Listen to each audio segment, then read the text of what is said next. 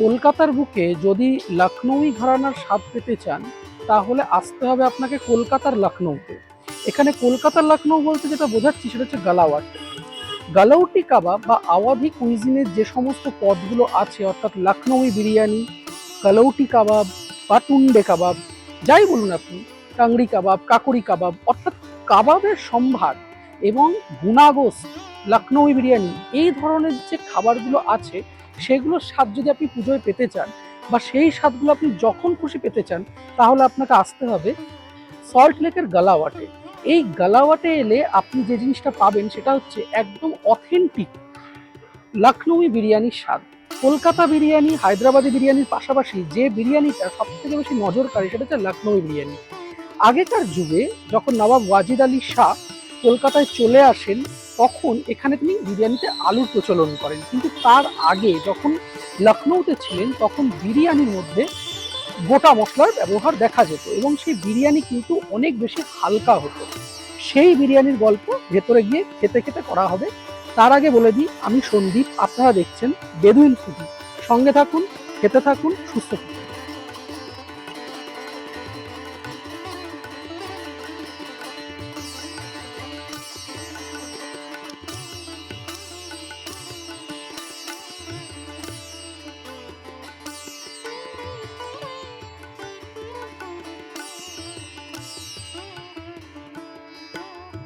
সেদিন যখন রেস্টুরেন্টে পৌঁছালাম তখন দেখলাম একের পর এক কাবাব শিকে গেঁথে চলে যাচ্ছে উনুনের জ্বলন্ত আঁচে। সাজিয়ে রাখা কাবাবগুলো যে কি পরিমাণ মন মাতানো সুঘ্রাণ বের করছিল তা হয়তো বলে বোঝানো সম্ভব না আপনাদের। কিন্তু এই উনুনের আঁচ যতই বিরক্তিকর, তা গরম লাগুক না কেন, এই লোভনীয় টেংরিগুলোকে দেখলে মনে হয় ঝাঁপিয়ে পড়ি একবার খাবারের প্লেটে। একদিকে তৈরি হচ্ছে দক্ষ হাতে উল্টা তাওয়া পরাঠা। লখনৌ ঘরানার এই পরোটা আদত সঙ্গত দেয় গালৌটি কাবাবের সাথে। ঘিয়ে ভেজে রাখা গালৌটি কাবাব তুলে নেওয়া হচ্ছে সার্ভিংয়ের জন্য। দেখতে অপূর্ব লাগছিল।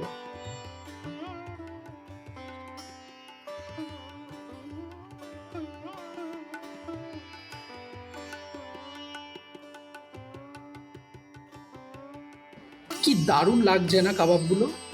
একদমই এই জিনিসটা আমাদেরও মনে হচ্ছিল, সামনে দাঁড়িয়ে থাকা যাচ্ছিল না। মন বলছিল কখন প্লেটে গিয়ে বসবো। একদিকে যেমন পুড়িয়ে তৈরি করে নেওয়া হচ্ছে কাবাব, আর একদিকে তেমন মালাই মাখিয়ে নিয়ে চান করিয়ে দেওয়া হচ্ছে চিংড়িগুলোকে। কি দুর্দান্ত লাগছে দেখতে, বলে বোঝানো যাবে না।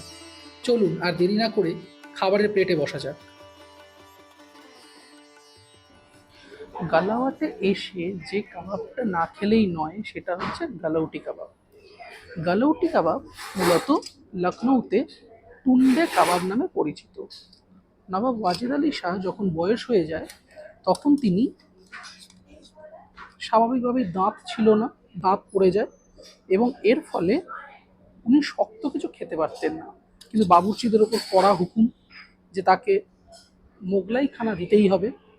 ফলে এক হাতওয়ালা শেফ, অর্থাৎ ওয়ান আর্মড শেফ, যার নাম থেকে এই টুন্ডে কাবাব নামটা এসেছে। ৬২ রকম মশলা দিয়ে মাংসকে সারা রাত মশলা দিয়ে ভিজিয়ে রেখে পেঁপে বাটা দেওয়া হয় এই গালৌটি কাবাবে। এই গালৌটি কাবাব মূলত মাটন বা ল্যাম্ব এর মাংস দিয়ে তৈরি হয়, একদম পেস্ট, যেটা মুখে দিলেই গলে যাবে। সুন্দর টার্ট আছে একটা, হালকা ঝাঁঝ। তাওয়াতে শ্যালো ফ্রাই করা হয় যার জন্য দুটো পোর্শন, অর্থাৎ কাবাবের ওপরটা এবং নিচটা হালকা ব্রাউনিশ টেক্সচার আসে, কিন্তু ভেতরটা একদম মেল্ট ইন মাউথ। এটা খেতে হয় উল্টা তাওয়া পরাঠার সাথে।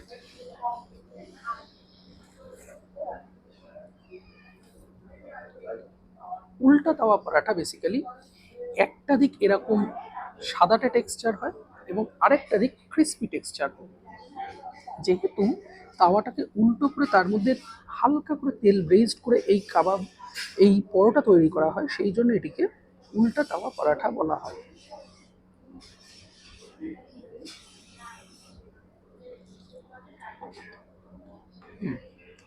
একদম যোগ্য সঙ্গত। মুখে দিতেই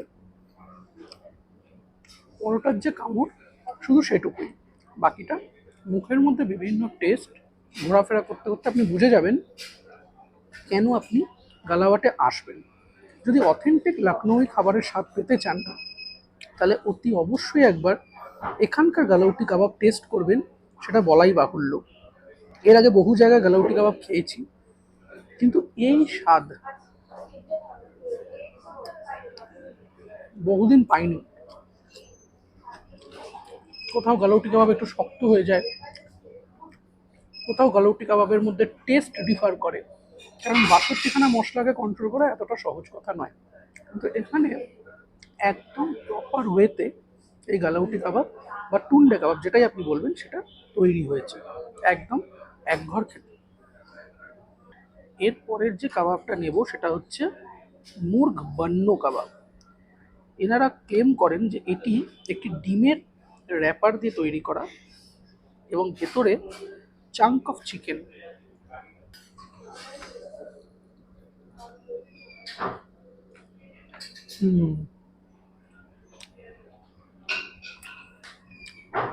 প্রপার কুক করা। আমি একটু পুদিনার চাটনির সঙ্গে খেয়ে দেখবো ব্যাপারটা। বাইরের এই র্যাপারটা হচ্ছে ডিম, এই র্যাপারটা হচ্ছে ডিম,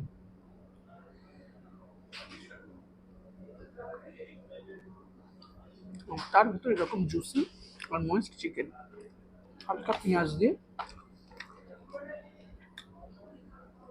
ব্যাপারটা একেবারে জমে ক্ষীর। এই দামগুলো আমি আলাদা করে ডেসক্রিপশন বক্সে আর খাবারগুলো যখন দেখানো হবে তার নিচে দিয়ে দেবো। চেষ্টা করবেন এই কাবাবটা পুদিনার চাটনি ডিপ করে একটু পেঁয়াজ দিয়ে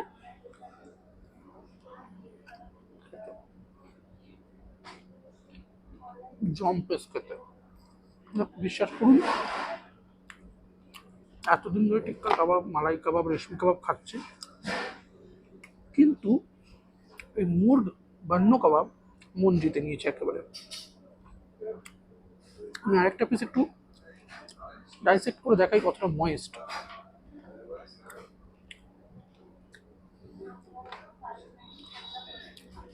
বিষয়টা এইরকম ময়েস্ট, এইরকম, মানে জাস্ট আপনি ধরবেন এইরকমভাবে খুলে যাবে ব্যাপারটা। এই কোটিংটা হচ্ছে ডিমের, এটাকে আপনি একটু ডুবিয়ে নিয়ে সোজা মুখে চালান, সাথে একটু পেঁয়াজ, ডিম এবং চিকেন একসঙ্গে, কেল্লা পাতে। একদম নন স্পাইসি কাবাব, বাচ্চা থেকে পুরো সবাই খেতে পারবে, কোনো ঝালের আধিক্য নেই, মশলার আধিক্য নেই। যেহেতু খাবার অনেকক্ষণ আগে এসেছে, আমাদের ছবি টবি ইনস্টাগ্রামের বিভিন্ন রকম ফটোজের জন্য একটু ঠান্ডা লাগছে, মানে দু একটা চিউইং ব্যাপার আছে, দু একটা কামড় দিতে হচ্ছে, তারপর কাবাব একদম মুখে মিলিয়ে যাচ্ছে। পরের যে কাবাবটা নেব সেটা হচ্ছে মুর্গ টাংরি মালাই কাবাব। আমি 2 পিসেরটা নিয়েছি, এখানে 2 পিস, 4 পিস দুটোরই অপশান আছে। একটা চিকেনের ড্রামসের পিসকে, অর্থাৎ লেগের দিকে জুসি আর ময়েস্ট টেন্ডার পিসকে ভালো করে গ্রিল করে সেটাকে কাবাব বানিয়ে মালাই দিয়ে আরও একবার সেকেছে।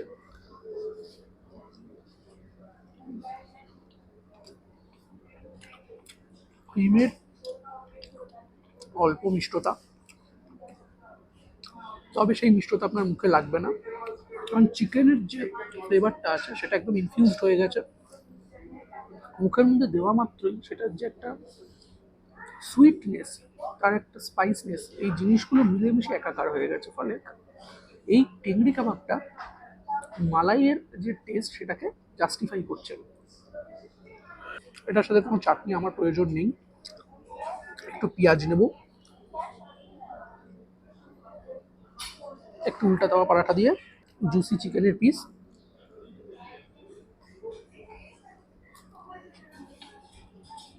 দারুণ, কোনো কথা হবে না।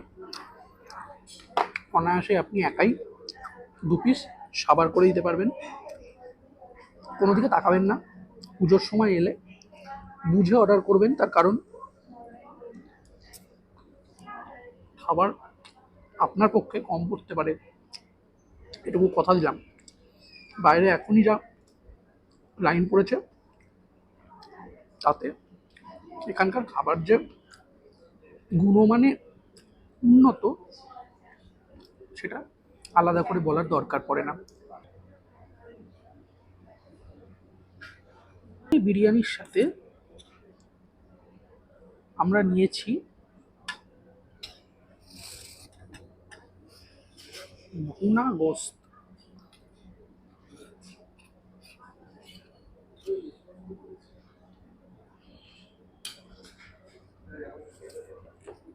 এখানে বিরিয়ানি সম্পর্কে দুটো কথা বলি।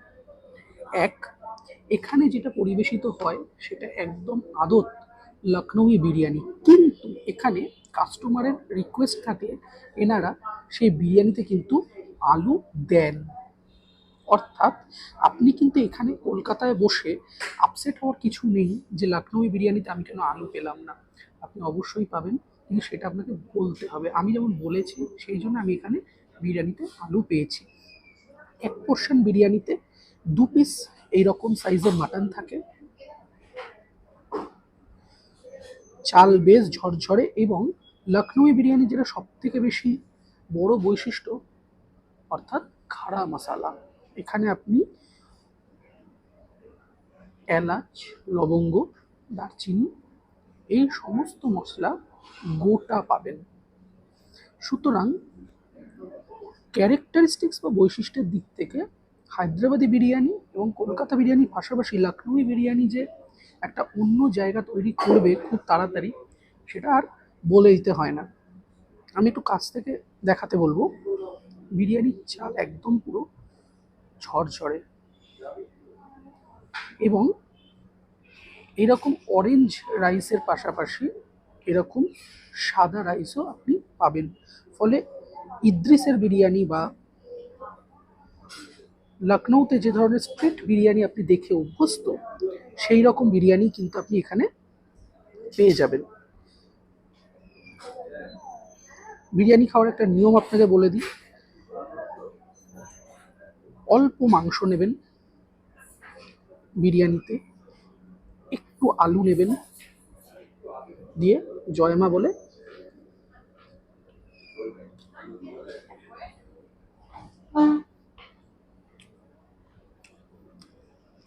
Two good. মানে ইন্ডিয়া রেস্টুরেন্ট বলুন বা করিমস বলুন বা সিমলা বিরিয়ানি বলুন, মুখার্জিস বলুন, যে দোকানে আপনি বলুন না কেন, প্রত্যেকটা দোকানে বিরিয়ানি তৈরির তো একটা আলাদা প্রসেস থাকে। এদের বিরিয়ানি টু লাইট। মাংসের কোয়ালিটি নিয়ে যদি বলতে হয় তাহলে আমি দেখাবো। মাংস এইরকম নরম, অর্থাৎ একেবারে গলে যাওয়ার মতন নয়, আবার খুব চিউই নয় ব্যাপারটা। এইরকম পিস আছে। আমার কাছে যে পিসটা পড়েছে সেটা হালকা রেওয়াজদার পিস, এবং মাংস বেশ যথেষ্ট নরম। দুটো একটা বাইটের পর বিরিয়ানির আদত ফ্লেভারটা, মাংসের অ্যারোমাটা মুখের মধ্যে একদম পুরো বাস্ট হচ্ছে। এর সঙ্গে আমি নিয়েছি ভুনা গোস্ত। এই যে এইরকম এইরকম নরম মাংস,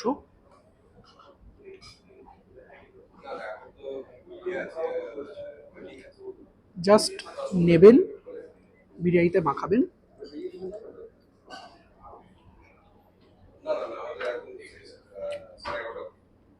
ডেডলি কম্বিনেশন। মানে আপনি এখানে বসে এই প্রাইসে লখনৌই বিরিয়ানি পাচ্ছেন। কষ্ট করে লখনৌ যেতে হবে না, বিশ্বাস করুন। পুজোর সময় একদিন সময় করে চলে আসুন। দোকানটা ভিড় ধরে রাখতে হিমশিম খাবে। মাংস প্রপার সেদ্ধ, ঝাল বলুন, নোনতানেস বলুন, তার যে নোনতা ভাবটা, কোনো কিছুকে ওভার পাওয়ার করছে না। মাংস, তার ফ্লেভার, সমস্ত কিছুই প্রপারলি কুক হয়েছে। বাকি কথা খাবার দাবার খাওয়ার পর বাইরে গিয়ে কথা হচ্ছে।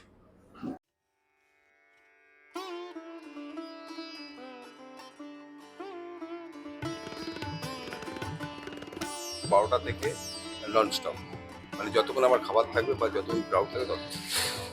আর তোমার লোকেশনটা লোকেশনটা হচ্ছে, এটা হচ্ছে সেক্টর 5, গোলকসেন বিল্ডিং এর নিচে, একদম গ্রাউন্ড ফ্লোরে। খুব ভালো লাগলো। ঠিক আছে, আসি তাহলে। হ্যাঁ, কালাওয়াট আসতে গেলে লোকেশনটা একটু বুঝিয়ে দিই। সল্ট লেক সেক্টর 5 গ্লোবস ইন ক্রিস্টাল বিল্ডিংটার ঠিক পাশেই গালাওয়াট অবস্থিত। যখনই আপনি উবের, র্যাপিডো, ওলা যাতেই আসুন না কেন, একদম লোকেশন দেবেন, চলে আসবে। যদি কেউ ট্রেনে আসতে চায় তাহলে সল্টলেক সেক্টর 5 মেট্রো স্টেশনে নেমে অটো বা এই টোটো বা রিক্সা দুটো যে কোনো একটা ধরে চলে আসুন। খাবার নিয়ে ওভারঅল এক্সপিরিয়েন্স খুব ভালো। Biryani super first class. বাকি সমস্ত যে আইটেমগুলো খেয়েছি প্রত্যেকটা, তার পরিমাণ, মশলার পরিমাণ, তার বয়েলিং, তার কুকিং প্রসেস, তার ম্যারিনেশন, সব কিছু এ ক্লাস। পুজোর সময় ছুটি রেখে যে কোনো সময় গালাওয়াটে আসুন, খেয়ে যান, উপভোগ করুন। আজকের মতন ভিডিও এই পর্যন্তই। ভালো লাগলে like, comment, share and subscribe. Subscribe করছেন না, ব্যাপারটা খুব একটা ভালো লাগছে না। আপনাদের এই মতলবটা আমি ধরতে পেরে গেছি। যদি ভালো ভিডিও চান, ভিডিও ভালো লাগে, অবশ্যই লাইক করবেন। যদি ভালো না লাগে ডিসলাইক করবেন, কিন্তু তাতে লিখে দেবেন যে কোন জায়গাটা ইমপ্রুভ করা দরকার। চেষ্টা করব ছোট চ্যানেল এগিয়ে যাওয়ার সাথে সাথে আপনাদের সহযোগিতা। আপনারা যদি পাশে থাকেন, আশা করছি ইন ফিউচার আরও ভালো বেটার কন্টেন্ট দিতে পারবো। থ্যাংক ইউ, ভালো থাকবেন, সুস্থ থাকবেন, টাটা।